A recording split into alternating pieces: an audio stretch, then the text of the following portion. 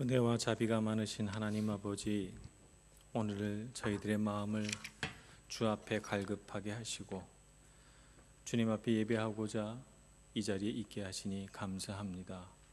우리의 마음이 주님 앞에 정결하여지며 우리가 주님 앞에 드리는 예배가 우리 삶의 가장 가치로운 순간이 되며 주님 앞에 설 때마다 우리가 새로워져 우리가 이 세상을 살아갈 힘을 오직 주님으로부터만 공급받게 하여 주시옵소서. 이제 주님 앞에 예배하며 거룩하신 주의 말씀 앞에 섭니다.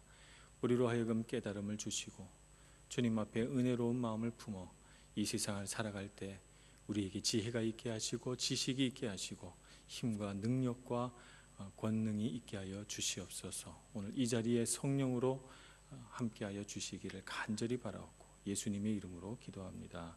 아멘. 오늘 주신 하나님 말씀은 구약성경 여호수아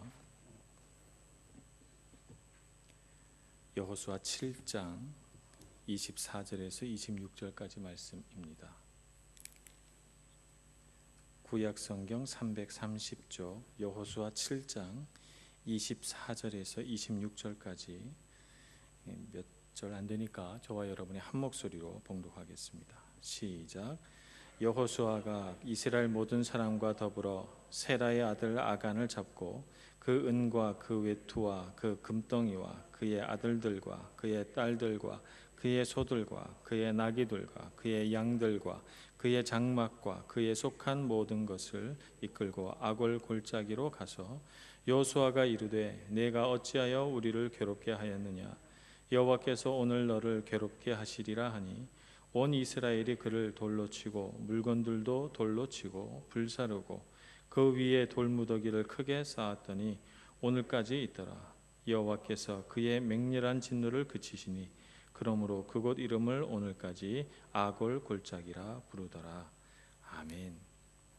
오늘 이 시간에는 마드리드 한인 장로교회 서성천 목사님을 모시겠습니다. 코스타 때문에 멀리 스페인에서 오늘 여기까지 오셨는데 저와 같이 통합측 목사님이시고 저와 비슷한 시기에 이 땅 유럽으로 오셔서 마드리드 한인 장로교 마드리드 땅에서 아마 가장 오래된 교회인 걸로 알고 있습니다. 섬기고 계신데요. 오늘 우리 목사님 모실 때 큰 박수로 맞이하겠습니다. 할렐루야. 반갑습니다. 저는 저기 스페인의 시골 마드리에서 왔습니다. 왜 시골이라 그러냐 하니까 우리가 마드리 그러면 이제 한국에서는 리는 가장 촌 중에서 작은 지역이기 때문에 리라 합니다. 그런데 우리가 그 마드리에서 산다라는 그 의미는 또 뭔 의미가 있느냐? 큰 땅, 넓은 땅, 또 이 스페인의 수도 마드리드면서도 마드리에 산다 하는 것은 그만큼 우리가 넓은 곳에 살면서도 되게 좁게 살아간다 그 얘기입니다. 여러분들 넓은 세계에서 살아가시기 바랍니다. 별로 뭐 살아가기 귀찮다라는 뜻이네요. 넓은 곳에서 살아가시기 바랍니다. 넓은 세상을 누리시기 바랍니다. 이 밀란이라는 것이 뭐 저는 잘 모릅니다. 이번에 처음 와서 목사님한테 이끌려가지고 저쪽 뭐 경치 좋은 그 호숫가 옆에 코스타는 장소 거기만 잠깐 들렸다가 또 이쪽 왔습니다. 이 밀란은 잘 모르겠는데 어쨌든 이 밀란이 밀라노인지도 몰랐어요. 밀라노고 밀라노는 또 따로 있는 줄 알았는데 그 밀란이 그 밀라노더라고요. 어쨌든 이렇게 넓은 밀라노 땅에서 넓게 사시기 바랍니다. 오늘 여러분들도 갈급한 마음을 갖고 오늘 이 자리에 나오신 줄 믿습니다. 우리가 함께 찬양할 때 그 갈급함이 우리 가운데 있기를 원합니다. 그 갈급함이 있을 때 하나님께서 채우십니다. 내 안에 모든 것을 다 채워가지고 나로 채워가지고 내 자아로 채워가지고 내 생각을 채워가지고 나오면 하나님이 그곳에 아무것도 부어주실 게 없습니다. 물론 부어주죠. 부어주는데 그게 내 안으로 들어오는 것이 아니라 어떻게 됩니까? 그냥 흘러서 다 넘쳐서 다 셉니다. 다 새는 것은 다 이로운 게 하나도 없어요. 오늘 같이 따라하겠습니다. 틈은 막아야 합니다. 다시 한번 큰 소리로 합시다. 틈은 막아야 합니다. 돈 셀 틈을 막으시기 바랍니다. 돈 셀 틈을 열어놓고 돈을 아무리 벌어봤자 그 돈은 헛겁니다. 밑 빠진 독에 물 붓는 거고 똑같죠. 근데 많은 사람들이 돈을 열심히 벌러 다니면서 돈이 셀 이 구멍은, 틈은 막을 생각을 안 합니다. 그러다 보니까 돈은 엄청나게 벌어놨는데 그 돈도 다 쓰지도 못하며 죽을 뿐만 아니라 그 돈을 헛것에다가 다 이렇게 낭비하고 가는 사람들, 헛된 사람들이 많습니다. 우리가 이 틈을 잘 막아야 합니다. 이 틈이라는 것은 뭐냐면은 어떤 행동을 할 만한 기회나 겨를을 의미하는데요. 이 샌다라는 거, 이게 참 안 좋은 어감이 있습니다. 다 세어버린다. 이게 안 좋은 건데, 이러한 세어버리는 좋지 않은 것들이 생길 그러한 기회와 그러한 일들이 벌어지지 않도록 우리가 사전에 예비해야 된다. 특별히 이 영적인 틈은 우리가 반드시 막아야 됩니다. 우리가 매일같이 교회 다니고 매일같이 기도한다 하더라도 이 영적인 틈이 생겨가지고 이게 다 성령께서 그냥 다 빠져나가면, 이런 성령이 새나가는 사람은 그 살아가는 것이 참 힘들 수밖에 없어요. 우리가 왜 갈급합니까? 우리 안에 영적인 문제가 생기면 갈급할 수 있어요. 왜 갈급해요? 하나님과 내가 교통을 해야 되는데 그러한 영적 교제가 작아지기 때문에 우리 안에는 갈급함이 생깁니다. 그나마 그걸 느끼면 참 훌륭한 신앙인입니다. 갈급함을 느끼는 신앙인이 온전한 신앙인이에요. 그러나 거기에 더 나아가 성숙한 신앙인은 이 갈급함을 충만함으로 채워나갈 때, 그때 성숙한 크리스찬, 하나님의 자녀가 될 수 있고 능력 있는 자녀로 살아갈 수 있습니다. 더 안 좋은 것은 뭐냐? 내가 갈급한지 모르고 살아가는, 무뎌져 버린 영을 가지고 살아가는 그러한 신앙인들은 참 불쌍한 신앙인이다. 오늘 수요 예배에 이 자리의 주인들은 다 어디 가서 뭐 하는지 모르겠지만, 영적으로 무뎌져 있는 사람들은 자기 자리를 잊어버립니다. 기도의 자리, 예배의 자리, 찬양의 자리를 잊어버리고 살아가요. 왜? 갈급함이 없잖아요. 성숙함이 없잖아요. 그러니까 영적으로 무뎌져고 죽어버리고, 그래서 자기의 자리를 잃어버립니다. 그리고 엉뚱한 데 가서 그 영적인 이 갈급함을 채워나가려고 애를 쓰죠.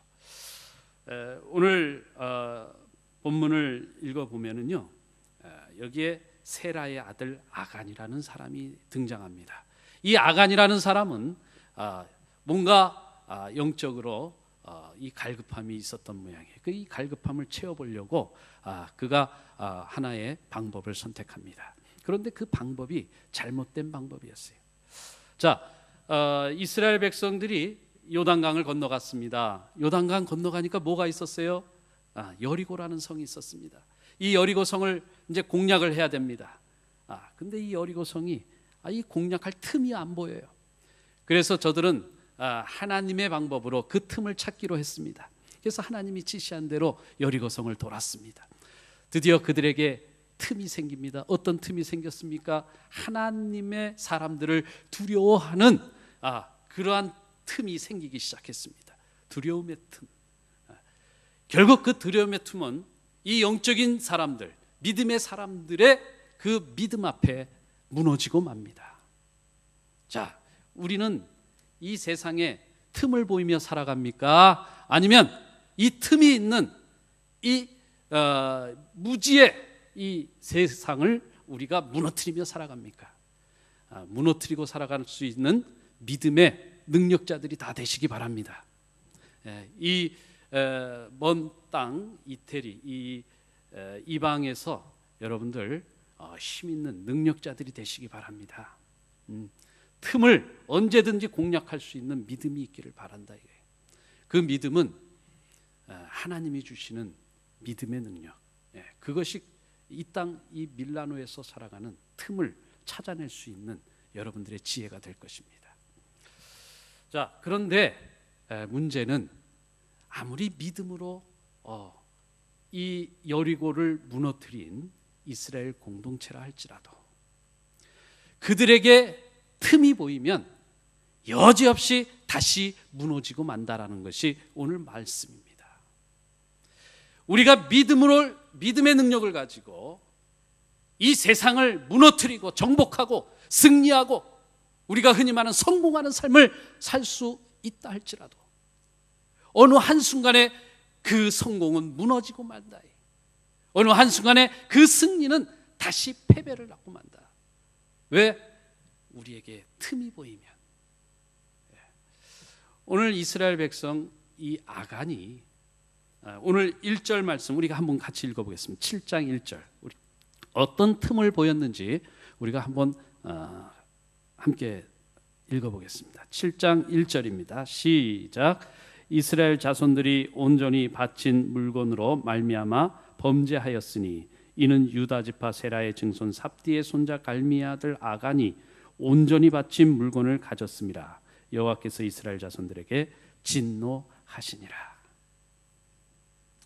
오늘 이 틈을 보니까 이 범죄함으로 이렇게 나옵니다. 범죄함으로. 여러분 범죄라는 게 뭡니까? 오늘 1절 말씀에 나오는 범죄. 이 범죄를 영어 성경에 보니까요, acted unfaithfully 이렇게 나옵니다. 다시 말해서 신실하지 못하게 행동했다. 이게 범죄로 나타나는 거예요. 범죄. 신실하지 못한. 하나님은 신실하신 분입니다. 우리의 하나님은 신실하신 분이에요. 그러면 하나님의 자녀들은 어떻게 해야 됩니까? 신실한 삶을 살아야 됩니다. 그런데 신실하지 못했다 하는 것은 바로 범죄했다라는 거예요. 오늘 많은 크리스찬들이 하나님의 자녀라고 하면서 교회 다닌다고 하면서 이런 신실한 삶을 살지 못하는 분들이 많이 있습니다. 오늘 이 저녁에 나를 한번 가만히 돌아보시기 바랍니다. 나는 정말 신실한가? 누구 앞에서? 하나님 앞에서. 나는 오늘도 하나님 앞에서 내가 기도 열심히 하면서 기도대로 말씀 열심히 보면서 말씀대로 살아가겠노라고 결단하고 결심하고 눈물도 흘리고 그렇게 했지만 내가 교회 밖을 나가면서 이 땅에서 살아가면서 과연 내가 하나님의 말씀대로 살았는지 내가 하나님 앞에서 기도한 대로 살아갔는지 내 자신에게 물어보라. 여러분 신실하지 못하다. 이건 범죄했다 그 얘기입니다. 이것은 다시 말해서 틈이 보여졌다 그 얘기입니다. 틈이 보인 것은 바로 범죄함의 행동으로 나타납니다. 하나님께 대해 신실치 못하게 반응한 것이 바로 죄가 되고 틈이 되는 거예요. 자, 우리가 이 틈을 막아야 돼요. 다시 말해서 신실한 삶으로 바꿔나가야 됩니다. 자, 그런데 오늘 이 1절을 보면 틈의 성격 하나가 나타납니다. 오늘 틈의 성격 하나를 밝히고 있는 내용이 바로 1절에 유다 지파 세라의 증손 삼디의 손자 갈미의 아들 아간이라는 데에 있습니다. 여러분, 이 틈의 기원을 우리가 잘 살펴볼 수 있어야 됩니다. 여러분들의 그 틈이 어느 날 갑자기 생겨난 게 아니라는 거예요. 여러분들의 범죄가 어느 날 갑자기 이루어진 게 아니라는 거예요. 여러분들의 신실치 못한 삶이 그냥 오늘 어쩌다 생겨난 게 아니라는 거예요. 거기에는 이 올라가면 근원이 있습니다.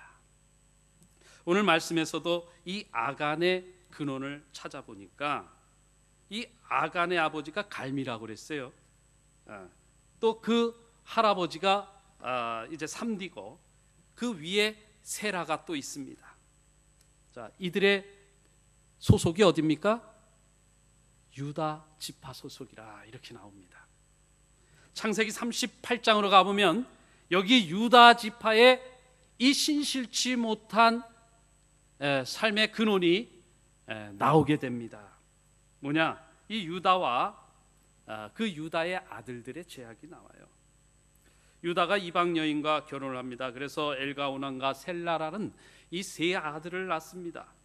그런데 이 다말이라는 여인하고 이 큰 아들이 결혼을 했는데 이 큰 아들이 죽어버렸어요. 그러니까 이스라엘은 큰 아들이 죽으면 그걸 이제 다음 아들이 또 대를 이어야 되기 때문에, 그래서 또 둘째 아들과 이렇게 관계를 갖게 하는데 이 둘째 아들이 장난질을 칩니다. 결국 하나님에게 또 이 아들도 죄를 짓고 죽습니다. 자, 이렇게 해서 아들들이 죽으면서 이제 이 유다가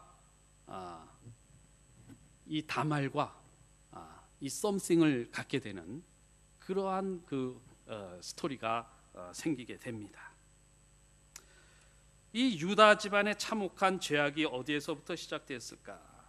이 38장에 보면은 유다가 거기서 가나안 사람 수아라는 자의 딸을 보고 그를 취하여 동침했다, 이러한 말씀이 나옵니다. 이게 뭐냐?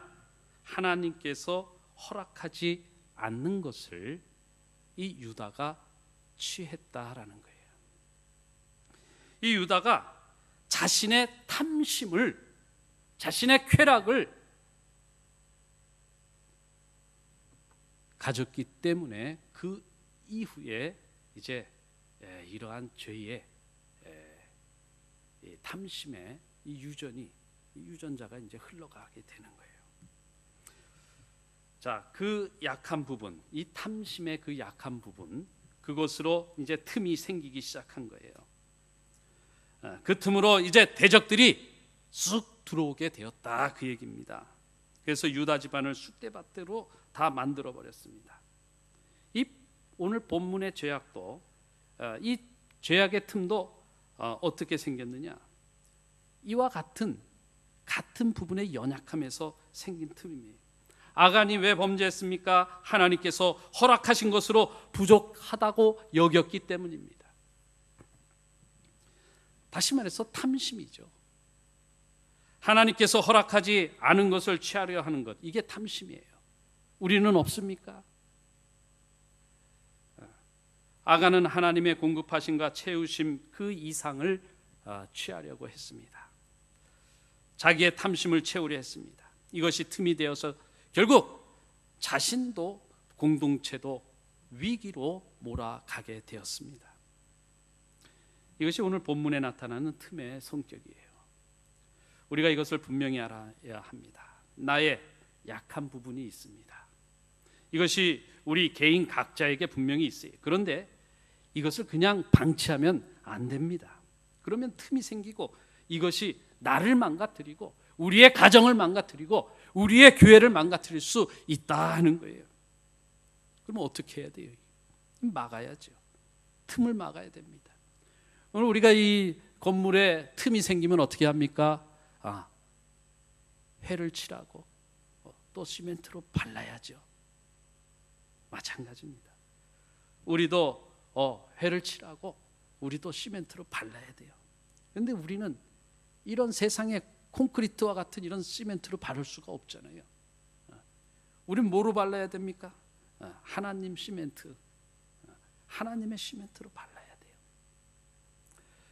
하나님의 시멘트에 모래와 물을 적절하게 부어서 성령님께서 공구리를 쳐줘야 되는 거예요. 그래야 단단한 우리의 삶이 될 수 있어요.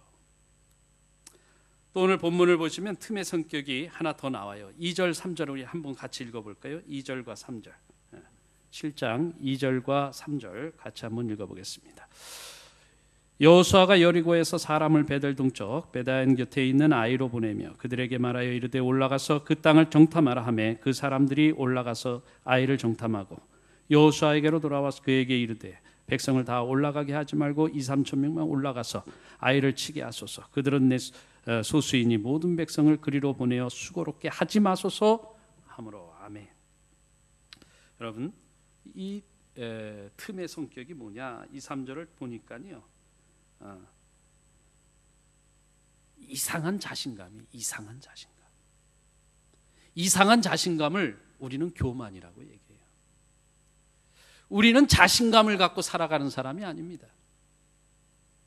주신감을 갖고 살아가야 돼요. 주님이 주시는 주신감을 갖고 살아가야 돼요. 그런데 우리는 자신감을 갖고 살아가려고 애를 쓴다. 이 자신감은 교만으로 변해버려요. 우리가 빌립보서에 보면은 우리가 잘하는 거 있잖아요. 내게 능력 주시는 자 안에서 내가 할 수 있다라는 거 아니에요. 누가 줘요? 주님이. 그냥 내가 하는 게 아닙니다. 그런데 우리 신앙인들이 가만히 보면 이러한 자신감을 갖는다 이게. 내가 갖는 자신감은 사실 이상한 거예요. 이 이상한 자신감은 공동체를 파멸로 몰아갑니다. 너만 자신감 있냐? 나도 자신감 있다. 이게 우리 아닙니까? 너만 할 수 있냐? 나도 할 수 있다. 여러분, 교회나 우리 이 사회에서 우리가 살아갈 때 갈등이 유발됩니다. 특별히 저희 마드리드 한인 장로교회도요, 한 30여 년 된 교회인데 하여간 이상한 자신감을 갖고 있는 사람이 많아요. 그러다 보니까 서로 자기 자신감을 갖고 뭔가를 해보려고 합니다. 그럴 때 갈등이 생깁니다. 요즘에는 이제 저희 교회가 이 이상한 자신감이 사라졌어요. 이제 우리가 자신감을 가지면 안 돼요. 이 자신감을 가지면 안 돼요. 이러면 그럼 맨날 기죽어 살아야 되느냐? 온전한 신앙인은 기죽어서 살아야 되는 거예요. 누구 앞에서? 하나님 앞에서. 자기 자신을 하나님 앞에서 한번 이렇게 가슴을 열어보십시오. 얼마나 연약하고 얼마나 부족하고 얼마나 어리석고 얼마나 사악한 존재인지. 하나님 앞에서 내 가슴을 열면은 자신감이 저절로 없어지게 됩니다. 대신 우리는 주님이 주시는 주신감을 가지고 살아가야 돼요. 저희 교회 성도들은 이제 자신감이 없어졌습니다. 왜요? 하나님 앞에서 자기 자신을 자꾸만 비추어 보라고 목사가 맨날 떠드는 게 그거예요. 목사부터도 그래요. 목사부터도. 저도 자신감이 없습니다. 저 여태까지 누가 질문을 하면 대중 앞에서 질문을 할 때 제가 저 앞에 앉아서 손 들고 얘기해 본 적이 없어요. 자신감이 없어서. 그러면 인본주의 눈으로 봤을 때는 야, 진짜 저 바보다. 아, 저런 것도 모르고 손도 안 들어. 그런데 제가 그런 자신감이 없는 사람이 여기 올라와 있잖아요. 어떻게 올라와 있어요? 이 주님이 주시는 능력이에요. 제가 절대 손 한 번도 안 들고 지금도 안 들어요. 저 자신감이 없습니다, 항상. 그런데 말씀 전할 때 이렇게 올라와 있는 거 보면 참 신기합니다. 제가 올라와서 이런 데 올라와서 찬양하고 기도하고 그러는 거 보면 참 신기해요. 그렇게 자신감 없는 사람이 어떻게 이런 데서 말씀을 전하고 찬양도 하고 기도도 하고 하는지. 주님이 주신 주신감이 우리에게 능력이 되어져야 됩니다. 이상한 자신감, 이것은요 순전히 자기 탐심에서부터 시작됩니다. 이상한 자신감, 이것은 완전히 자기 중심이에요. 자기 중심. 우리가 이제 앞으로도 갈등과 갈등을 분석해 보시기 바랍니다. 우리가 여러 명 살다 보면은요, 갈등이 안 일어날래 안 일어날 수 없어요. 갈등이 일어나는 게 자연스러운 거예요. 교회 시끄러운 거 자연스러운 거예요. 왜 그렇습니까? 이상한 자신감들이 있기 때문에. 그게 죄인이에요. 우리가 죄인인 것을 하나님 앞에 자신 있게 고백하시기 바랍니다. 그러면 하나님께서 하나님의 능력으로 우리를 다시 바꿔나가십니다. 그런데 하나님 앞에서 자기를 내보이는데 우리가 이걸 하나님 앞에서 내보여야 될 것을 사람 앞에서 자신감으로 내보이면 서로 간에 갈등이 생기는 거예요. 옆에 사람들은 항상 판단해 보시기 바랍니다. 저 사람의 자신감은 어디서부터 시작됐을까? 저 사람의 자신감은 어디서부터 시작됐을까? 우리는 자잘못을 서로 이렇게 막 비교해 보려고 그러는데 그거 따지지 마세요. 다 도토리 키재기입니다. 죄인들이 지금 서로 옳다고 주장하는 것은 이미 왜곡된 사람들의 그 시각에서는 옳은 게 없습니다. 죄인들은 결코 옳은 것을 얘기할 수가 없어요. 우리가 잘 판단해 보세요. 그냥 이를 가지고 현상만 보지 마시고 저 사람의 자신감이 어디에서부터 시작됐을까? 이 근원을 파악해 보는 거예요. 우리는 일이 잘 되고 못 되고 해서의 그 잘나고 못나고 네가 죄인이고 아니고 이거 판단하는 거 아닙니다. 하나님이 중심이 됐어요. 하나님이 주신 자신감을 가진 사람들은요, 이상한 자신감, 교만으로 나타나지 않습니다. 겸손합니다. 늘 순종합니다. 하나님의 말씀을 보여내는 자에게 순종합니다. 하나님의 말씀 앞에서 엎드려집니다. 우리의 틈은 이 죄악이라는 것으로 시작되는데 이 죄악의 틈은 바로 이상한 자신감, 탐심 이런 것에서부터 시작된다라는 거예요. 여러분 이상한 자신감 없습니까? 다 갖고 있어요. 안 가진 척하고 얌전하게 앉아있지 마세요. 나도 저도 이상한 자신감 갖고 있습니다. 그럴 때마다 참 진짜 기분 나쁜 게 그거예요. 목사인데 아직도 이게 이상한 자신감 갖고 탐심 여러분들 없어요? 있잖아요. 저도 내 안에 여기 안에 탐심이 있어요. 이것 때문에 얼마나 괴로운지 몰라요. 이거 갖고 씨름합니다. 이거 갖고 막 울고불고 몸부림쳐요. 여러분 이러한 죄악, 이러한 범죄, 이러한 틈 속에 하나님은 어떠한 하나님이신가? 1절과 26절에 보면은요. 1절 마지막에 여호와께서 이스라엘 자손들에게 진노하시니라 이렇게 나옵니다. 진노하시니라. 26절 보니까는 뭐라고 나옵니까? 26절에 그의 맹렬한 진노를 그치시니 진노하시더라. 진노를 그쳤다. 이러한 탐심과 이상한 자신감을 나타내는 자들, 그런 걸 소유한 자들을 향해서 하나님은 진노하시고 분노하시는 하나님이십니다.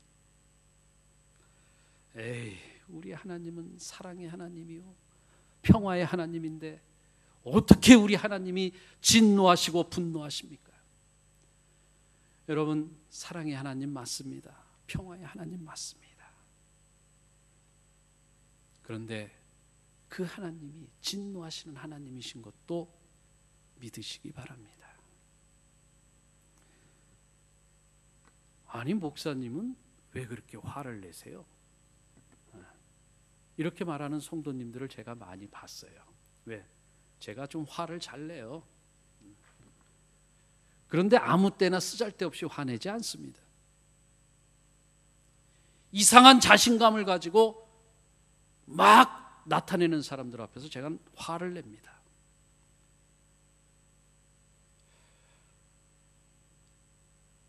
이 이상한 자신감은요, 교회를 무너뜨리는 틈입니다. 틈.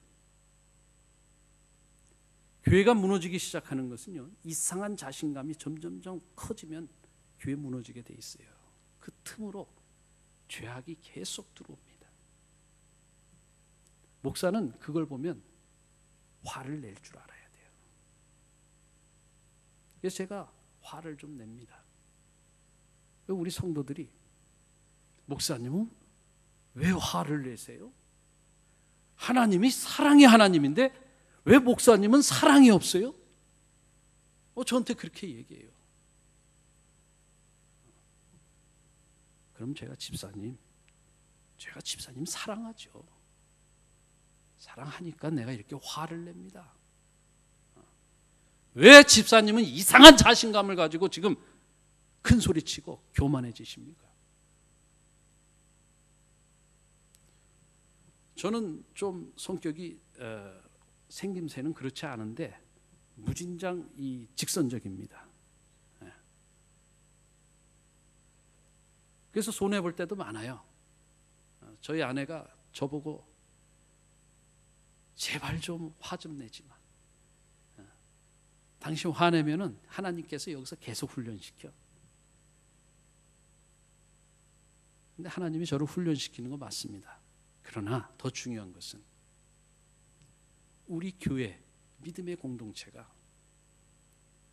하나님이 기뻐하시는 공동체, 하나님의 사랑을 듬뿍듬뿍 받는 공동체가 되어져야 돼요. 우리 영혼이 하나님의 사랑을 받아낼 수 있는 공동체야지, 하나님의 진노를 받는 공동체, 하나님의 진노를 받는 그러한 영혼이 되어서는 안 돼요.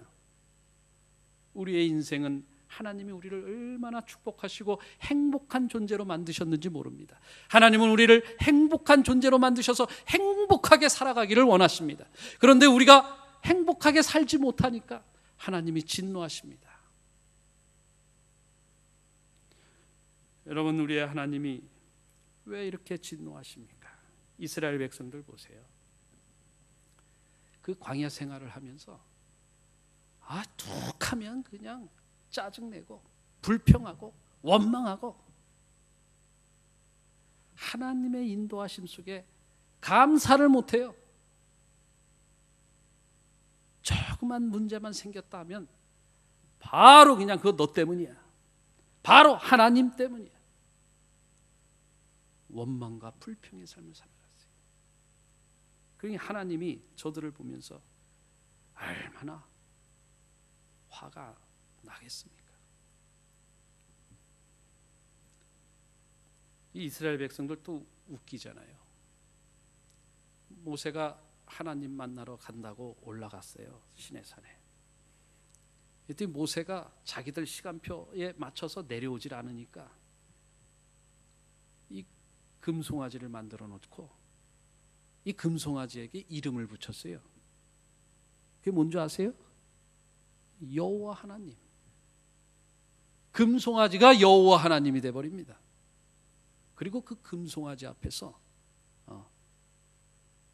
뛰어놉니다. 우상숭배. 아주 미련합니다. 하나님의 진노를 그저 어떻게 하면 내가 하나님의 진노를 받을 수 있을까 연구하는 사람들 같아요. 그런데 그러한 모습이 바로 우리들의 모습이 아닌가 하는 거예요. 우리는 사실 하나님의 사랑을 받는 존재 맞습니다. 그런데 우리의 삶의 방향은 하나님의 사랑을 받으려고 살아가는 것보다 하나님의 진노를 받으려고 살아가려고 애를 쓰는 모습 같아요.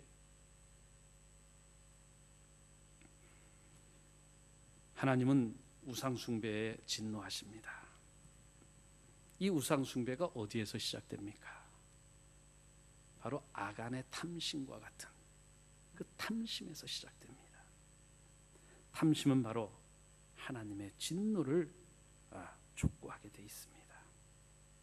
탐심을 추구하는 인생은 자기의 소원을 이루기 위해서 그 소원을 이루는 방법으로만 달려나갑니다.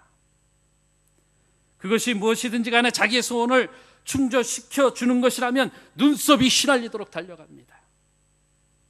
그 소원을 이루기 위해서 하나님마저도 그저 한 방법으로 동원시킵니다. 이게 금송아지 사건이에요.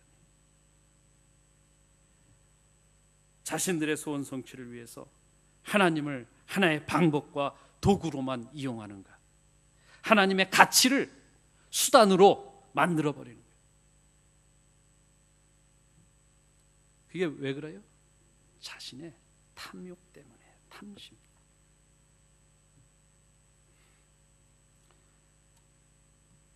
이 하나님의 분노, 이것을 우리는 항상 기억해야 합니다.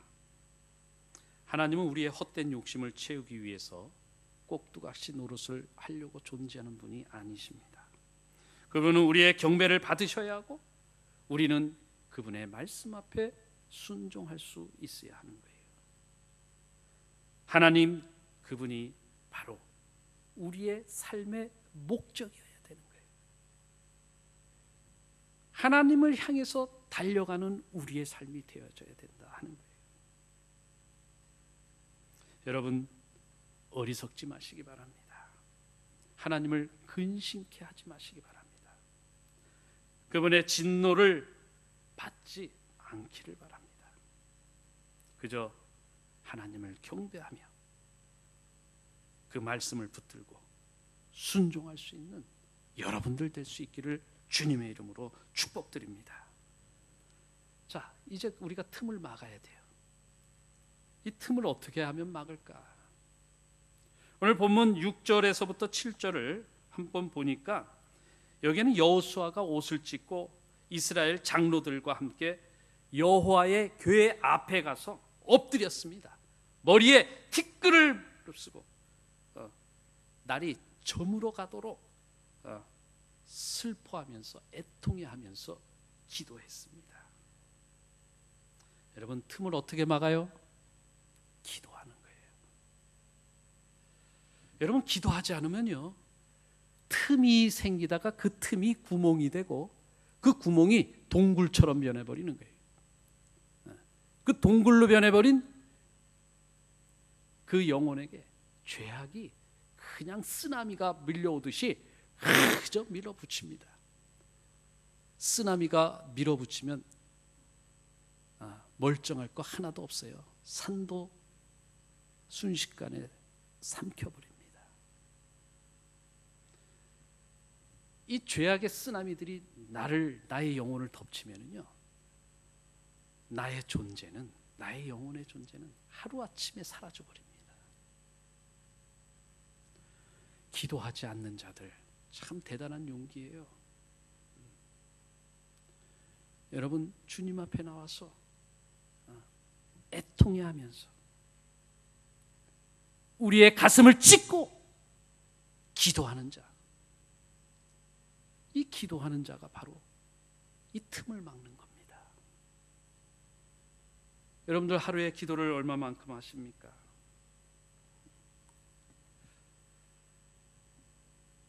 여러분 솔로몬이 지혜의 왕이에요. 1000번제를 통해서 지혜를 얻었습니다. 그런데 솔로몬이 어느 순간부터 기도가 사라집니다. 그에게 주셨던 지혜가 죄악의 쓰나미들이 밀어붙이니까 그 지혜가 하루아침에 사라져버리는 거예요. 결국 솔로몬의 이 부귀와 영광은 두동강이 나는 그런 비극을 맞이하게 됩니다. 다윗을 한번 보시기 바랍니다. 솔로몬의 아버지 다윗 기름 부음을 받았습니다. 기름 부음을 받았으니까 그때부터 해피해야 되는데 그러지 못했어요. 도망자 신세가 됩니다. 그런데 그 도망자 신세 가운데에서 이 다윗은 계속 기도를 합니다. 계속 기도를 합니다. 어떻게 할까요? 올라갈까요? 내려갈까요? 매사에 하나님께 계속 기도하고 묻습니다. 그러한 다윗에게 하나님은 승리를 안겨주신다. 여호와는 나의 빛이요 나의 구원이시니 내가 누구를 두려워하리요. 담대함이 생기는 하나님이 주시는 담대함. 이 틈을 막게 되면은요 이 담대함이 생기게 돼 있어요. 기도로 이 틈을 막아내는 사람은 담대함이 생깁니다. 두려워하지 않습니다. 여러분, 이 지혜의 기도가 틈을 막는다라는 것을 꼭 기억하시기 바랍니다. 그래서 오늘 본문의 여호수아의 이 기도처럼 여러분도 기도하며 이 전쟁터와 같은 이 땅을 승리하며 살아갈 수 있기를 바랍니다. 마지막으로 또 한 가지의 틈을 막는 비결, 본문 21절 우리 한번 같이 읽어볼까요? 본문 21절, 7장 21절, 7장 21절 시작. 내가 노력한 물건 중에 시날산의 아름다운 외투 한 벌과 은 200세겔과 그 무게가 50세겔 되는 금덩이 하나를 보고 탐내어 가져나이다. 보소서, 이제 그 물건들을 내 장막 가운데 땅속에 감추었는데 은은 그 밑에 있나이다 하더라. 틈을 어떻게 막아야 되나? 그 답이 하나 더 나오는데, 내가 노력한 물건 중에 시날산의 아름다운 외투 한 벌과 은 200세겔과 50세겔 중에 금덩이 하나를 보고 탐내어 취하였나이다. 아간의 범죄의 내용이 드러나는 장면이에요. 그가 그의 죄, 이 틈이 뭐냐 하니까 바로 탐심이라고 그랬어요. 그렇다면 이 틈은 어떻게 막아야 하나를 우리가 쉽게 추론해낼 수 있어야 돼요. 자, 전쟁에 승리했습니다. 승리했으면 우리는 어떻게 해야 돼요? 만족하고 감사할 줄 알아야 돼요. 그런데 이 아간은 승리에 대한 만족과 감사보다는 보이는 이 외투, 은, 금, 여기에 탐심을 발했다. 여러분, 기도하는 자는 만족할 줄 압니다. 기도하는 자는 담대함이 있고 기도하는 자는 만족함이 있어요. 왜 그래요? 기도는 하나님과의 교제입니다. 하나님을 아는 거예요. 하나님을 안다는 건 뭐냐? 하나님의 계획 속에서 진행되어지는 이 영적인 세계의 흐름을 아는 거예요. 그래서 이러한 사람은요, 담대함이 있어요. 그뿐만 아니라 만족함도 있는 거예요. 만족함의 삶의 결과는 뭐냐? 감사죠. 불평이 아닙니다. 원망이 아닙니다. 감사하는 마음. 이게 만족함이에요. 여러분, 틈을 막아야 돼요. 죄를 막아야 돼요. 그러기 위해선 우리가 기도해야 합니다. 기도함을 통해서 하나님을 만나고 하나님과 교류하고 하나님을 더욱더 알아가며 그 안에서 담대함을 얻고 그 안에서 만족함을 얻고, 그래서 우리의 삶이 감사로 바뀌어져야 한다는 것입니다. 여러분, 기도가 지혜임을 아시기 바랍니다. 기도 자체가 가장 강력한 지혜입니다. 하나님만으로 만족할 줄 아시기 바랍니다. 그래서 감사의 자리로 나아가시기 바랍니다. 하나님께서 그 믿음에 그 모든 것을 더하시며 채우십니다. 이러한 믿음으로 승리하는 여러분 되시기를 주님의 이름으로 축복합니다. 기도하겠습니다. 거룩하신 하나님 아버지, 내 주위에 산재한 틈들을 봅니다. 또 내 안에 있는 틈 또한 보게 됩니다. 그러나 아버지, 이것으로 내가 넘어지길 원치 않습니다. 아버지도 저희가 이것으로 실족하지 않는 것을 원치 않으시는 줄 믿습니다. 하나님 아버지, 기도가 지혜임을 알게 하시옵소서. 그 기도로 이 틈을 막아가게 하시옵소서. 주님만으로 만족하는 감사와 찬송의 인생이 되기를 도와주시옵소서. 예수님 이름으로 기도하옵나이다.